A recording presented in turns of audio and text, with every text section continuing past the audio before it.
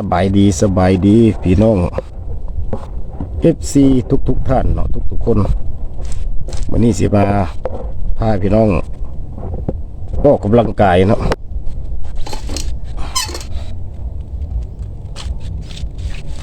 ท่านี้ก็คือท่าที่หนึ่งเนาะท่าเริ่มทำอิฐเนาะนี่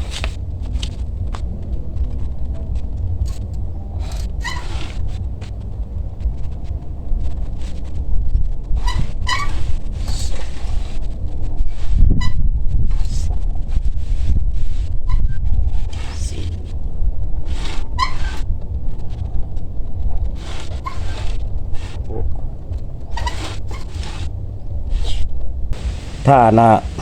เฮาคู่เนาะมีเพื่อนว่าท่าเฮาคู่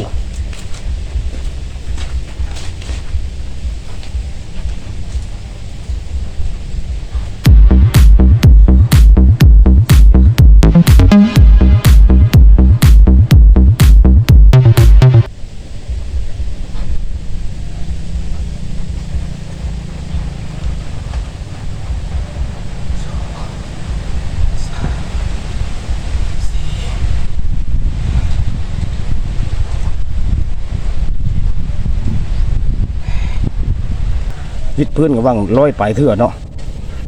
แล้วก็เฮ็ดหมุนเวียนมาพี่น้องเฮ็ดหมุนเวียนมีหลายๆท่าเนาะที่เฮาเฮ็ดเนาะ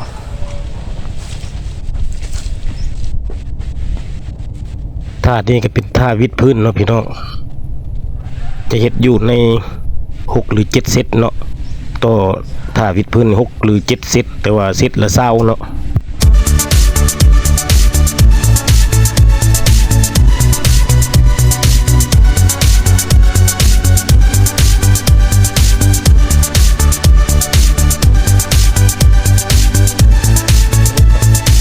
เฮ็ดไปเรื่อยๆเนาะไปก็สิเป็นท่าเอากล้ามหลังแขนนี่เนาะ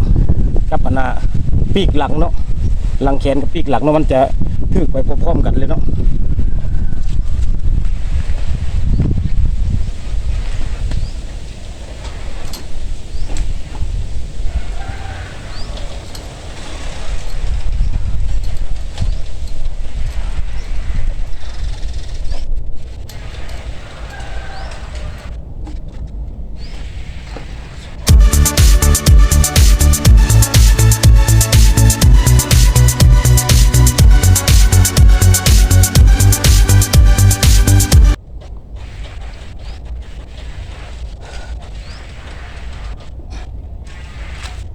ถ้าต่อไปนี่เสี่ยว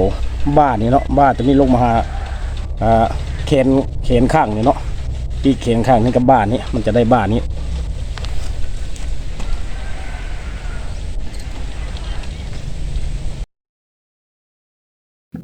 ท่านี้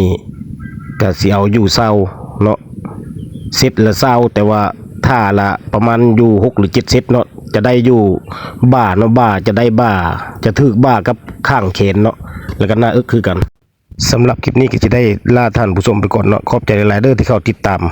โอเค